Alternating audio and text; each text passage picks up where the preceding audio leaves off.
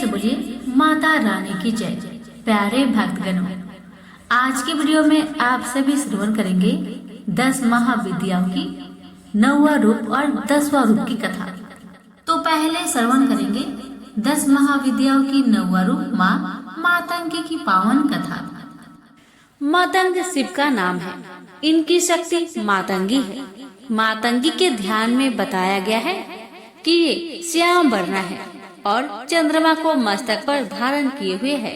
भगवती मातंगी त्रिनेत्रा, रत्नमयी, सिंहासन पर आसीन, नील कमल के समान कांति वाली तथा राक्षस समूह रूप, आरण्य को भस्म करने में दवा नल के समान है। इन्होंने अपनी 4 भुजाओं में पास, अंकुश, खेटक और खटक धारण किए हैं। ये असुरों को मोहित करने वाली एवं भक्ति को अभिष्ट फल देने वाली है। गृहस्थ जीवन को सुखी बनाने, पुरुषार्थ सिद्धि और वागी विलास में पारंगत होने के लिए मातंगी साधना श्रेष्ठकर है। महाविद्याओं में ये 9वें स्थान पर परिगणित है। नारद पांचरात्र के 12वें अध्याय में शिव को चंडाल तथा शिवा को उच्चिष्ट चंडालनी कहा गया है। इनका भी नाम मातंगी है। पूरा काल में मातंग नामक मुनि ने नाना वृक्षों से परिपूर्ण कदम वन में सभी जीवों को बस में करने के लिए भगवती त्रिपुरा की प्रसन्नता हेतु कठोर तपस्या की थी। उस समय त्रिपुरा के नेत्र से उत्पन्न तेज ने एक श्यामल नारी विग्रह का रूप धारण कर लिया। इन्हें राज मातंगिनी कहा गया। पश्चिमा मार्या के देवी है। राज मातंगी सुमुखी, वत्स्य मातंगी तथा कर्ण मातंगी इनके नामांतर है। मातंगी के भैरव का नाम मातंग है। ब्रह्म यामल इन्हें मातंग मुनि की कन्या बताते हैं। 10 महाविद्याओं में मातंगी की उपासना विशेष रूप से वाक सिद्धि के लिए की जाती है। पूरे सरिया वर्ण में कहा गया है,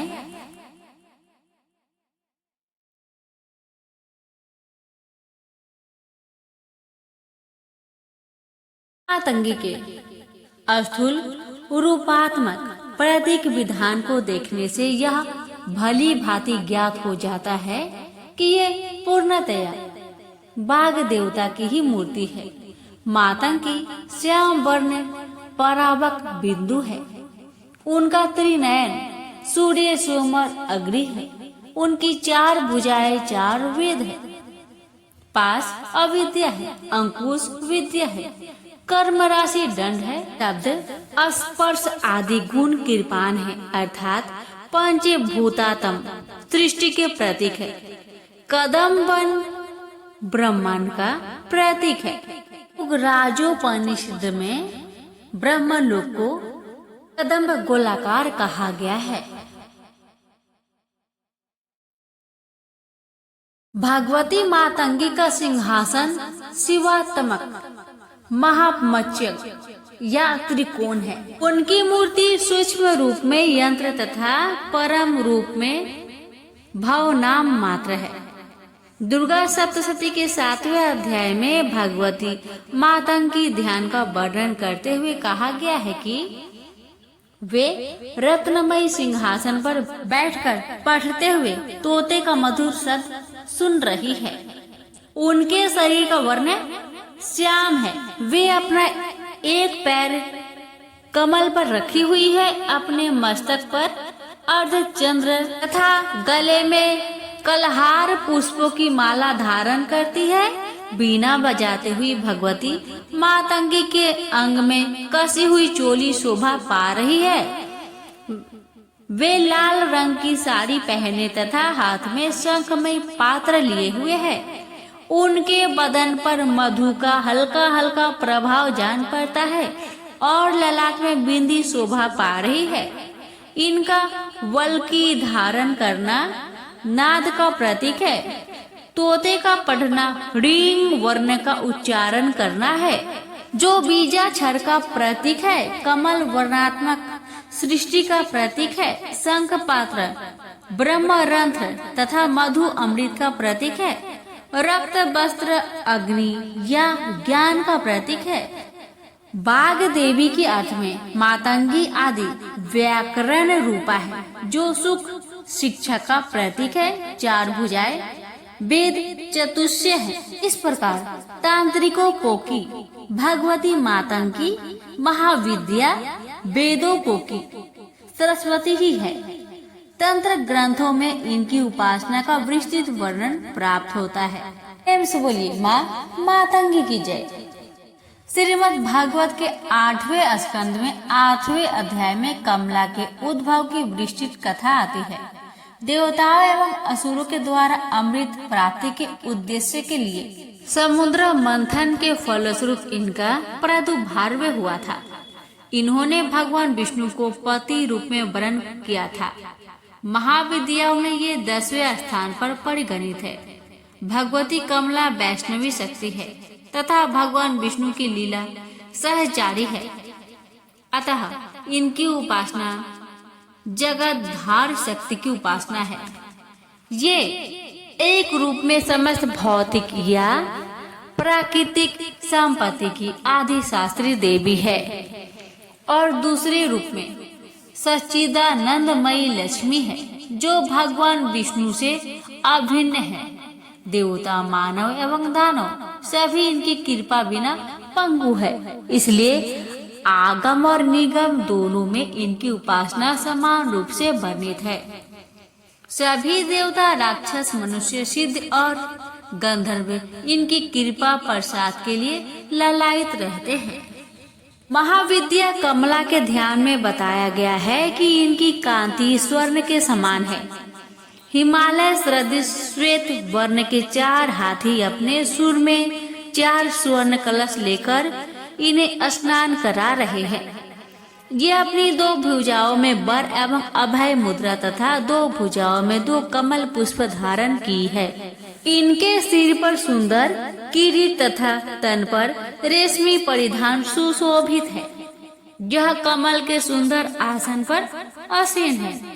समृद्धि की प्रतीक महाविद्या कमला की उपासना स्थिर लक्ष्मी की प्राप्ति तथा नारी पुत्र आदि शौक के लिए किए जाते हैं।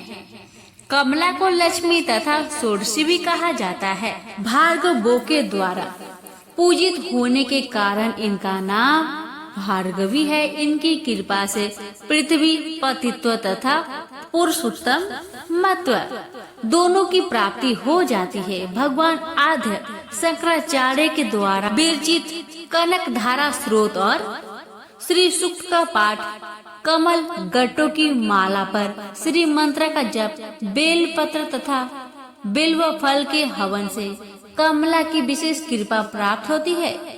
स्वतंत्र में कोलासुर के वध के लिए इनका प्रादुर्भाव होना बताया गया है। हित तंत्र के अनुसार प्राचीन काल में ब्रह्मा विष्णु तथा शिव द्वारा पूजित होने के कारण कमला का एक नाम त्रिपुरा प्रसिद्ध हुआ। कालिका पुराण में कहा गया है कि त्रिपुर शिव की भार्या होने से इन्हें त्रिपुरा कहा जाता है। शिव अपनी इच्छा से त्रिधा हो गए। उनका ऊर्ध्व भाग गौर वर्ण 4 भुजा वाला चतुर्मुख ब्रह्म रूप कहलाया।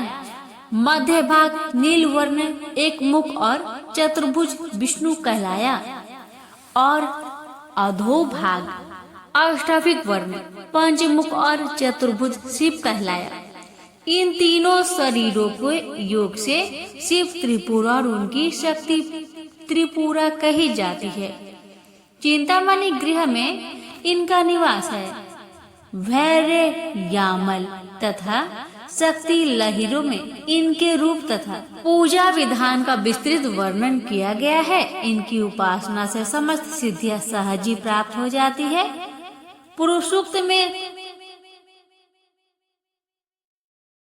कहकर कमला को परम पुरुष भगवान विष्णु की पत्नी बताया गया है। अश्वरथ हस्ती के साथ उनका संबंध राज्य वैभव का सूचक है। पद्म स्थित होने तथा पद्म वर्ण होने का भी संकेत श्रुति में है। वचकित कमला के 5 कार्य है। तिरुभाव, सृष्टि, स्थिति, संहार और अनुग्रह। भगवती कमला स्वयं कहती है कि नित्य निर्दोष परमात्मा नारायण के सब कार्य मैं स्वयं करती हूँ।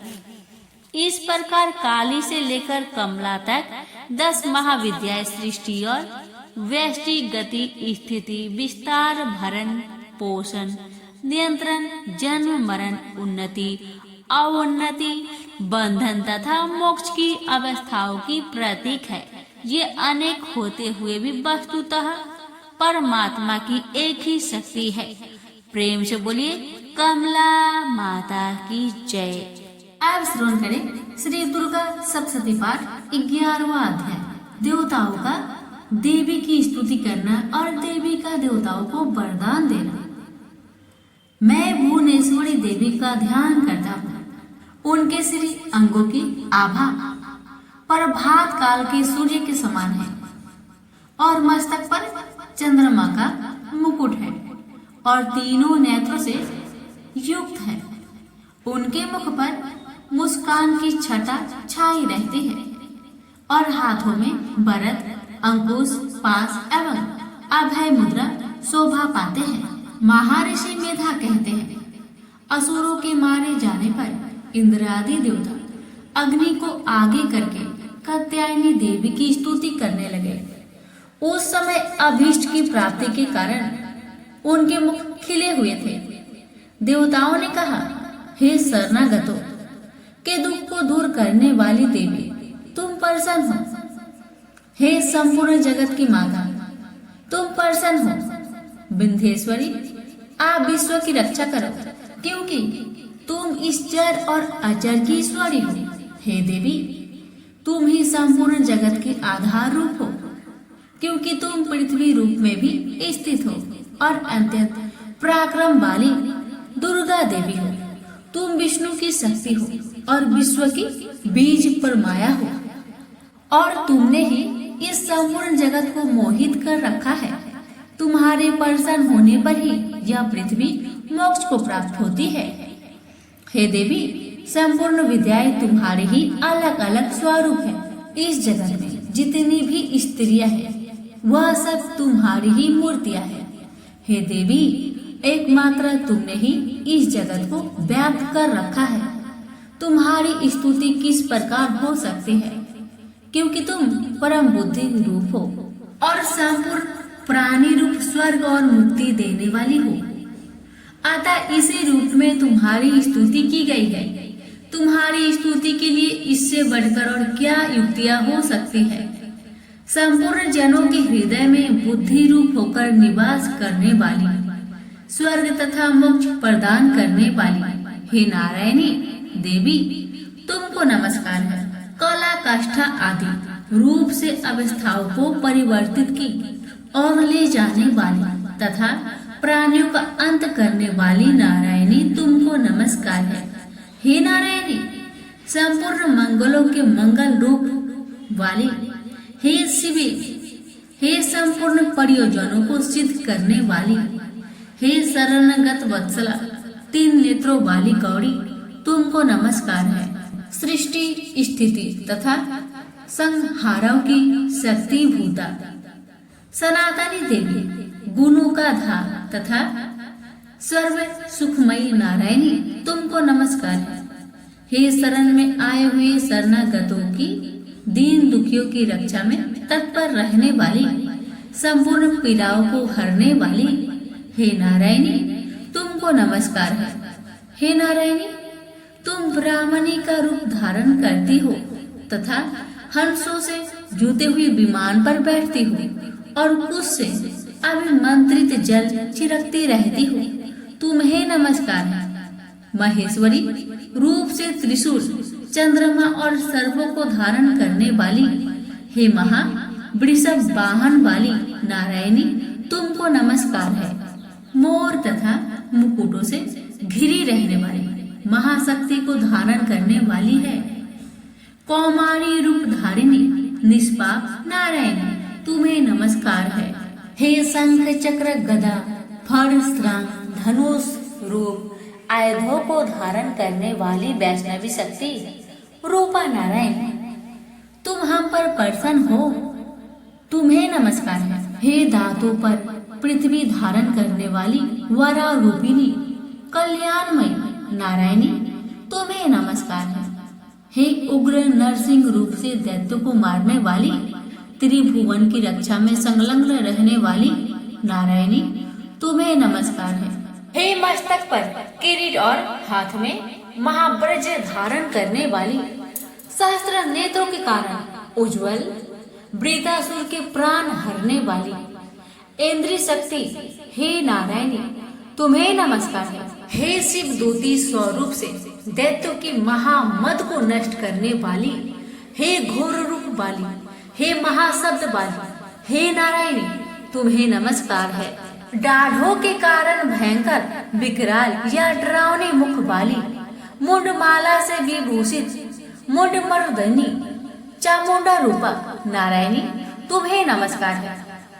हे लक्ष्मी, लज्जा, महाविद्या, श्रद्धा, पुष्टि, स्वधा, ध्रुवा, महारात्रि तथा महाविद्या रूपा नारायणी, तुम्हें नमस्कार है। हे मेधा सरस्वती, सर्वोत्कृष्ट ऐश्वर्य रूपिणी पार्वती महाकाली नियंता तथा इस रूपिणी नारायणी, तुम्हें नमस्कार है। हे सर्व स्वरूप सर्वेश्वरी सर्वशक्ति युक्त देवी, हमारी भय से रक्षा करो, तुम्हें नमस्कार है। हे कात्यायनी, तीनों नेत्रों से भूषित यह तेरा सौम्य मुख सब तरह के डरों से हमारी रक्षा करे, तुम्हें नमस्कार है। हे भद्रकाली, ज्वालाओं के समान भयंकर, अति उग्र एवं संपूर्ण असुरों को नष्ट करने वाला तुम्हारा त्रिशूल हमें भयों से बचाए, तुमको नमस्कार है। हे देवी, जो अपने शब्द से इस जगत को पूरित करके दैत्यों के तेज को नष्ट करता है, वह आपका घंटा इस प्रकार हमारी रक्षा करे जैसे कि माता अपने पुत्रों की रक्षा करती है। हे चंडिके, असुरों के रथ और चर्बी से चर्चित जो आपकी तलवार है, वह हमारा मंगल करे, हम आपको नमस्कार करते हैं। हे देवी, प्रसन्न हो, क्योंकि तुम जब प्रसन्न होती हो तो संपूर्ण रोगों को नष्ट कर देती हो, और जब रुष्ट हो जाती हो तो संपूर्ण वांछित कामनाओं को नष्ट कर देती हो। और जो मनुष्य तुम्हारी शरण में आते हैं उन पर कभी विपत्ति नहीं आती, बल्कि तुम्हारी शरण में गए हुए मनुष्य दूसरों को आश्रय देने योग्य हो जाते हैं। अनेक रूपों से बहुत प्रकार की मूर्तियों को धारण कर इन धर्म दो ही असुरों का तुमने संहार किया है, वह तुम्हारा सिवा कौन कर सकता था। चतुर्दश विद्याएं, षष्ठ शास्त्र और चारों वेद तुम्हारे ही प्रकाश से प्रकाशित है, उनमें तुम्हारा ही वर्ण है। और जहाँ राक्षस विषैले सर्प शत्रुघ्न है, वहाँ और समुद्र के बीच में भी तुम साथ रहकर इस विश्व की रक्षा करती हो। हे विश्वसरी देवी, तुम विश्व का पालन करने वाली विश्व रूपा हो, इसलिए संपूर्ण जगत को धारण करती हो। इसलिए ब्रह्मा विष्णु महेश की भी वंदनीय हो। जो भक्ति पूर्वक तुम्हें नमस्कार करते हैं वह विश्व को आश्रय देने वाले बन जाते हैं। हे देवी, तुम प्रसन्न हो और असुरों को मारकर जिस प्रकार हमारी रक्षा की है, ऐसे ही हमारे शत्रुओं से सदा हमारी रक्षा करती रहो। संपूर्ण जगत के पाप नष्ट कर दो और पापों तथा उनके फल स्वरूप होने वाली महामारी आदि बड़े दो उपद्रव को शीघ्र ही दूर कर दो। विश्व की पीड़ा को हरने वाली शरण में पड़े हुए पर प्रसन्न हो। त्रिलोकी निवासियों की पूजनीय परमेश्वरी, हम लोगों को वरदान दो। महर्षि मेधा कहते हैं, इस प्रकार देवताओं की भक्ति पूर्वक स्तुति उपरांत देवी ने कहा, हे देवताओं, मैं तुमको वर देने को तैयार हूँ। आपकी जैसी इच्छा हो वैसा वर मांग लो, मैं तुमको वर दूंगी। देवताओं ने कहा, हे सर्वश्री, त्रिलोकी के निवासियों की समस्त पीड़ाओं को तुम इसी प्रकार हरती रहो और हमारे शत्रुओं को इसी प्रकार नष्ट करती रहो। देवी ने कहा, वैवस्वतः मनवंतर के 28वें युग में 2 और महासुर शुभ और निशुभ उत्पन्न होंगे। उस समय में नंद गोप के घर में यशोदा के गर्भ से उत्पन्न होकर विंध्याचल पर्वत पर शुभ और निशुभ का संहार करूंगी और फिर अत्यंत भयंकर रूप से पृथ्वी पर अवतीर्ण होकर मैं अपरिचित नामक दानों का नाश करूंगी।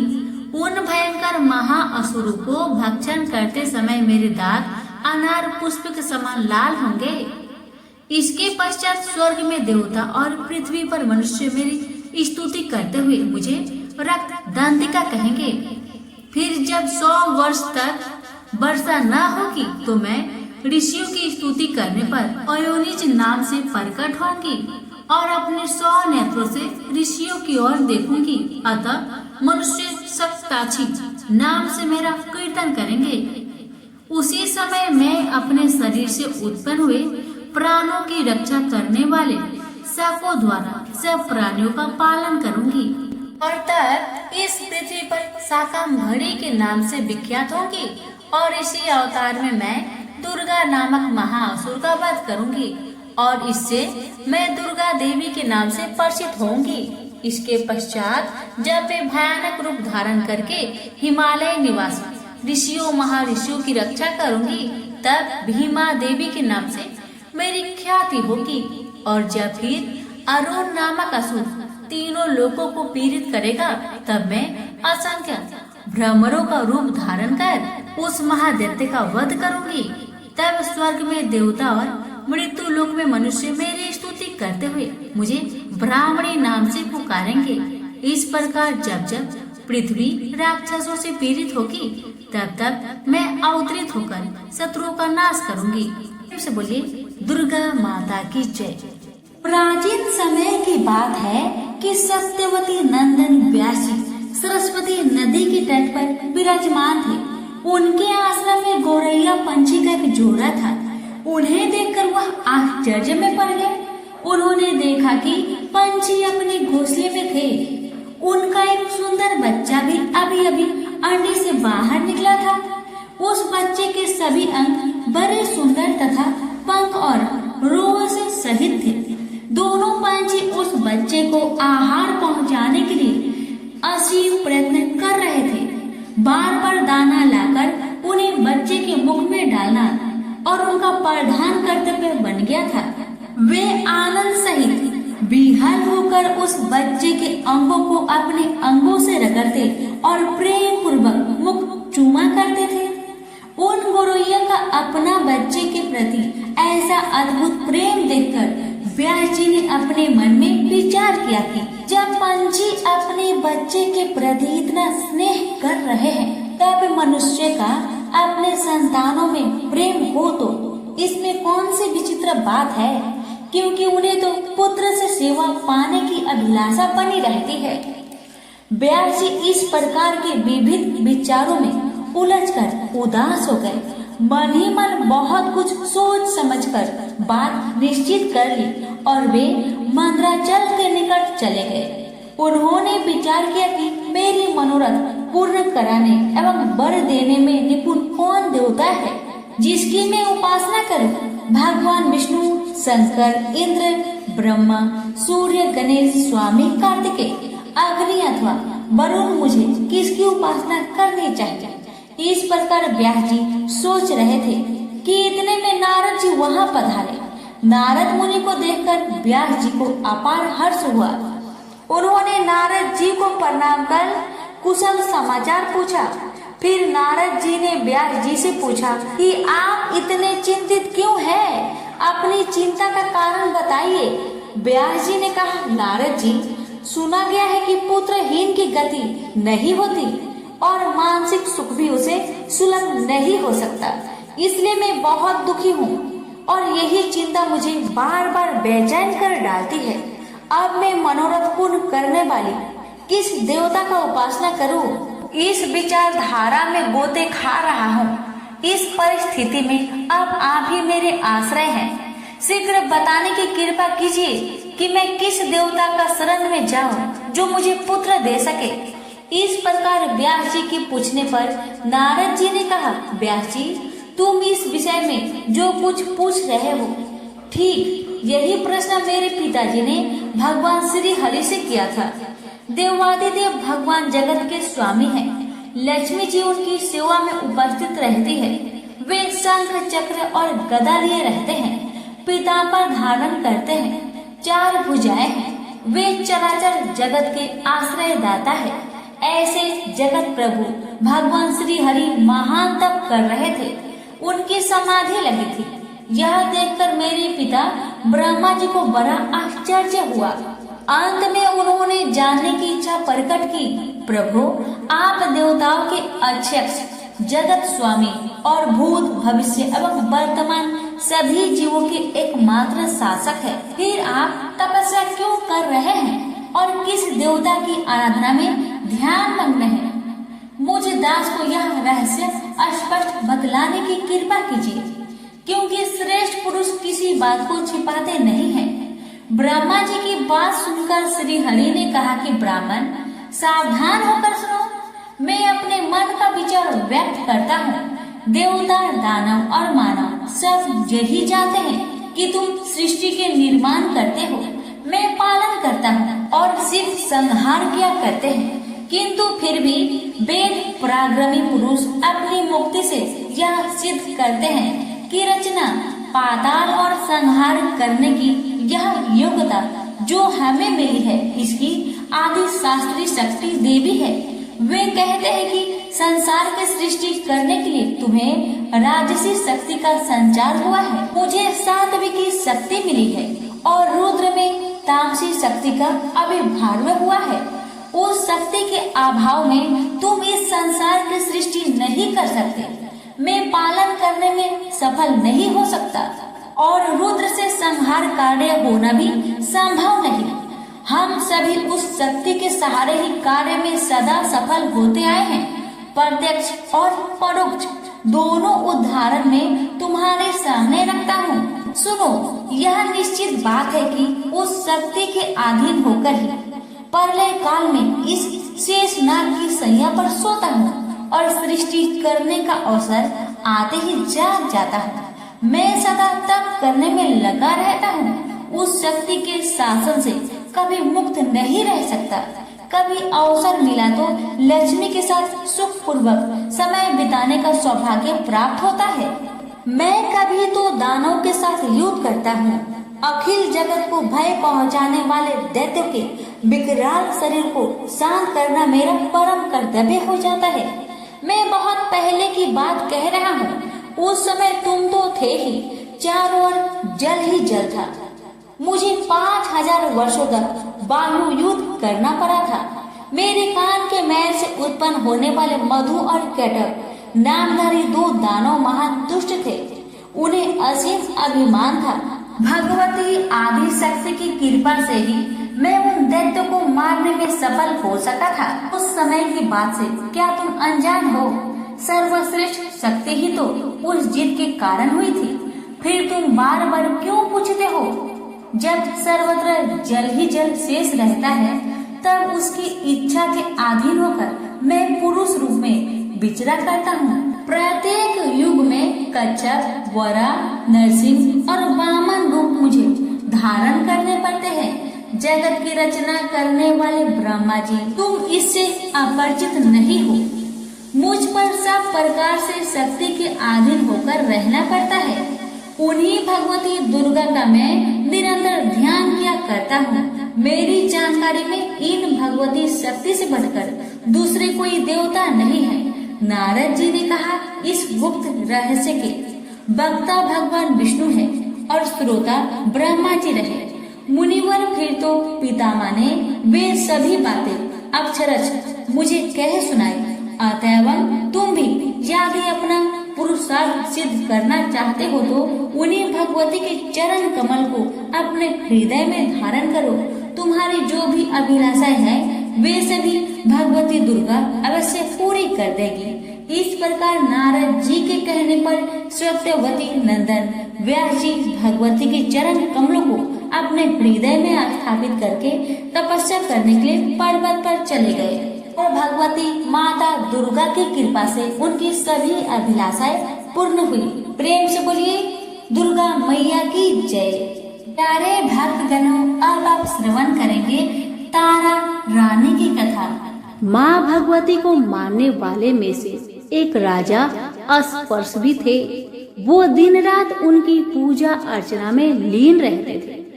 राजा को किसी चीज की कमी न थी, बस उन्हें बच्चे की ख्वाहिश थी। सालों से बच्चा न होने के कारण राजा कुछ निराश रहा करते थे। एक दिन राजा की भक्ति से खुश होकर माँ भगवती ने सपने में आकर उसे 2 बेटी होने का वरदान दिया।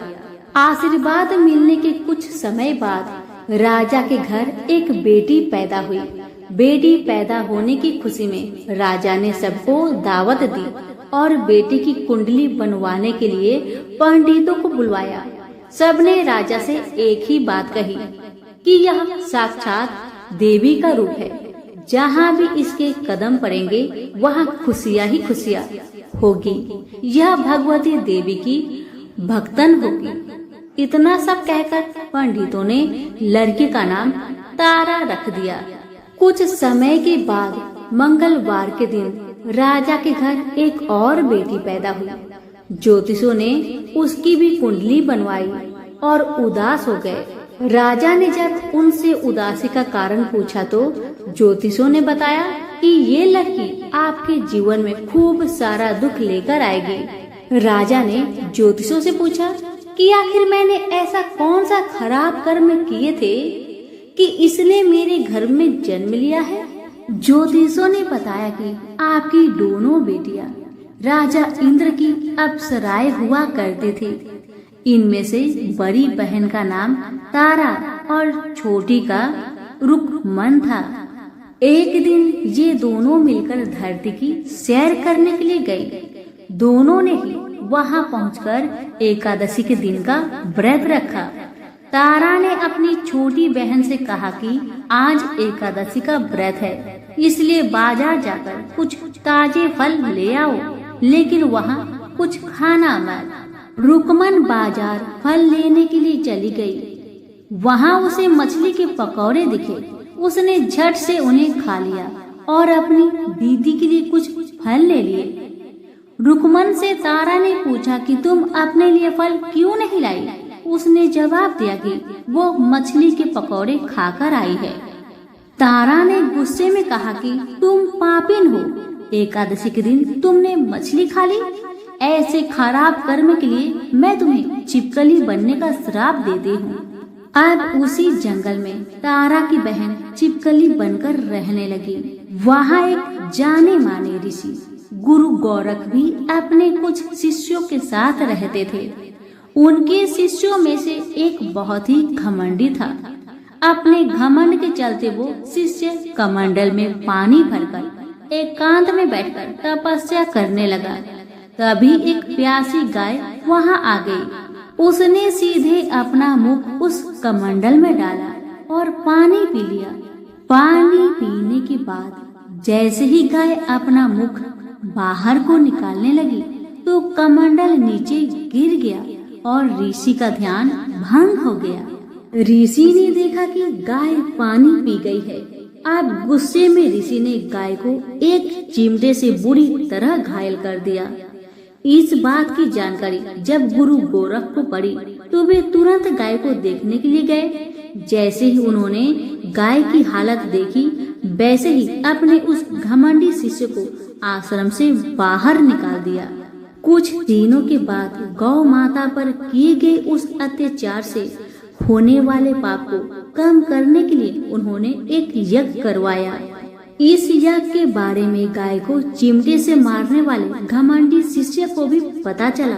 वे सीधे पक्षी का रूप धारण करके यज्ञ स्थल पर गया और भोजन में अपनी चोट से मरा हुआ सांप डाल दिया। किसी को इस बात की खबर नहीं हुई। ये सब होते हुए तारा से श्राप मिलने वाली छिपकली रुकमन देख रही थी। उसके मन में हुआ कि इसे खाकर सारे लोग मर जाएंगे। सबकी जान बचाने के लिए छिपकली बनी रुकमन सभी लोगों के सामने भोजन पर गिर गई। लोगों ने छिपकली को खूब कोसा और बर्तन को खाली करने लगे। उस वक्त भंडारा करने वाले को खाने में मरा हुआ सांप भी दिखा। तब कहीं जाकर सबको समझ आया कि छिपकली सबकी जान बचाने के लिए जानबूझकर भोजन में गिरी थी।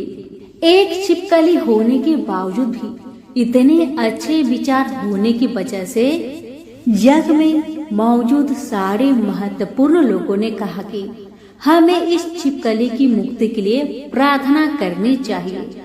पंडित ने आगे बताया कि सबकी प्रार्थना से ही वो छिपकली तीसरे जन्म से आप जैसी प्रतापी राजा के घर बेटी के रूप में पैदा हुई है। वही तारा ने दूसरे जन्म में तारामती के रूप में लिया और अयोध्या के राजा हरिश्चंद्र से शादी की। राजा से ज्योतिषों ने जैसा बताया ठीक वैसा ही किया। नदी में सोना चांदी जरा हुआ संदूक देखकर काशी के पास से एक भंगी ने उसे बाहर निकाल लिया। उसके कोई बच्चे नहीं थे, इसलिए उसने संदूक के अंदर की लड़की को पालने का फैसला लिया। उसे भंगी व उसकी पत्नी ने खूब प्यार से पाला और रुक्को नाम रख दिया। बड़ी होते ही दोनों ने रुक्को की शादी करवा दी। रुक्को की सासू माँ तारामती और राजा हरिश्चंद्र के महल में साफ सफाई करने का काम किया करते थे।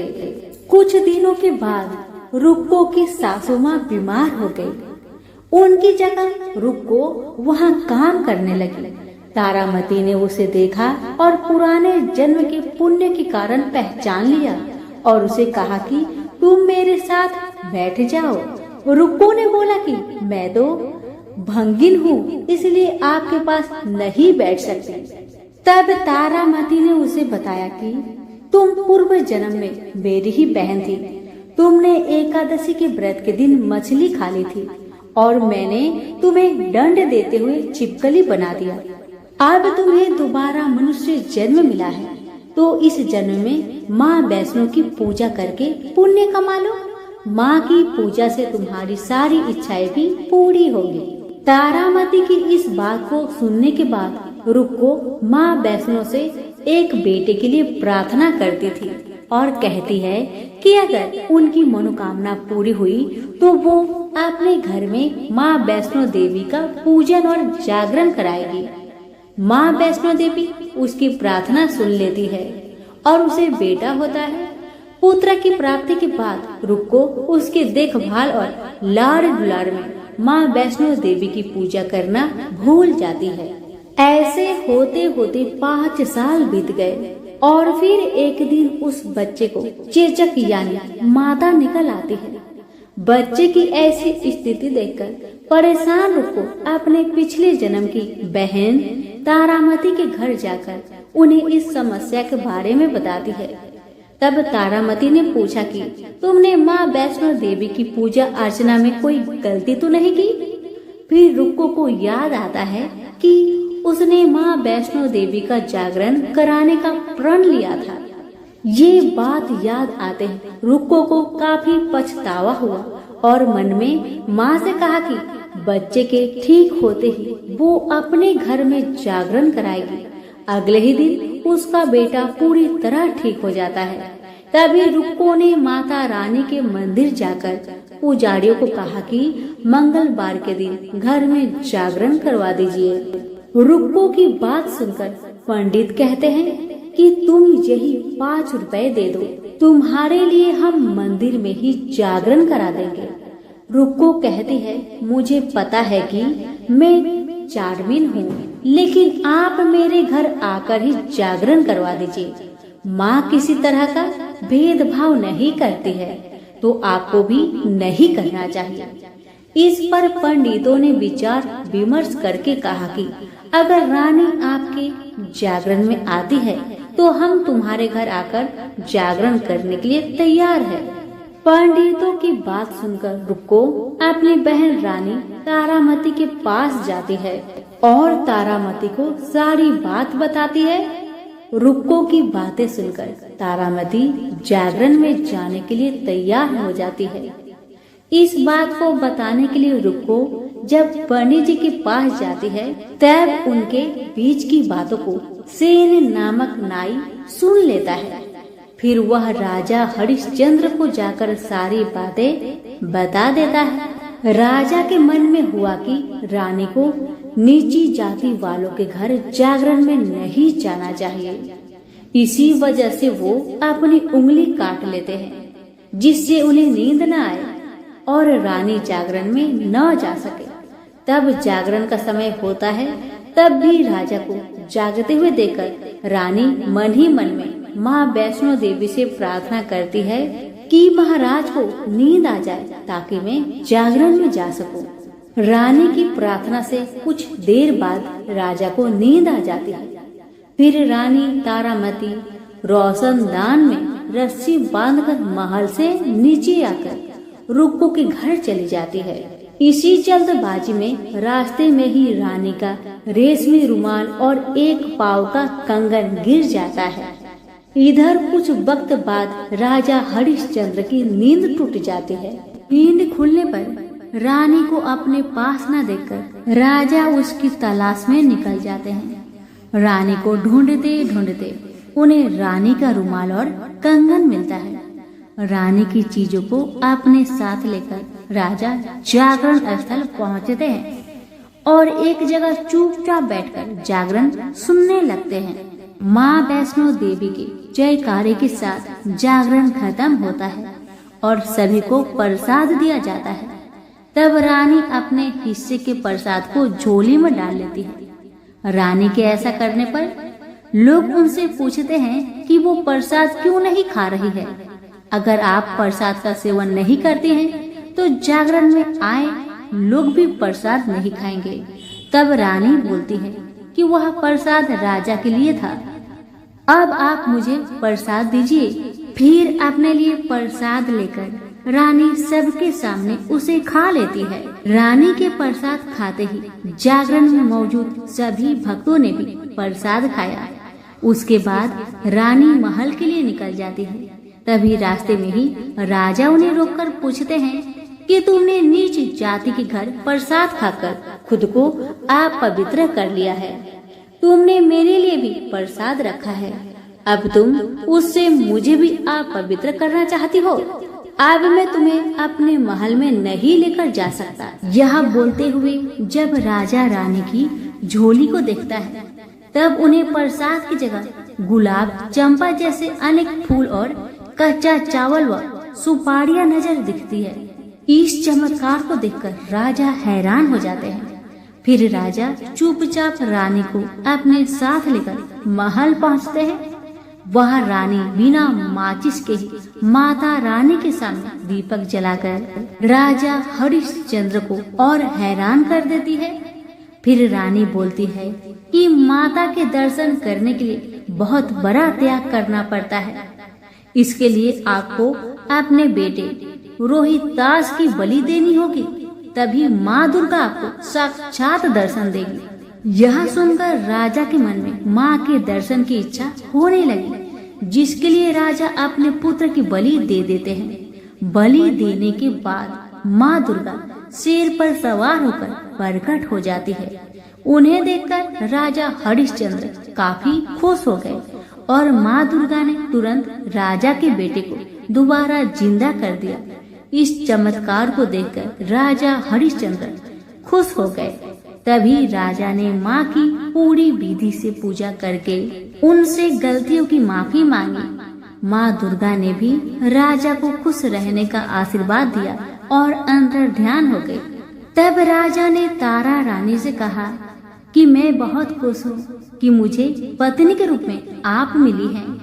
फिर राजा हरिश्चंद्र, तारा रानी और रुक्मन तीनों अपनी मनुष्य योनि से छुटकारा पाकर देवलोक में चले जाते हैं। प्रेम से बोलिए जगदम्बा मैया की जय हो।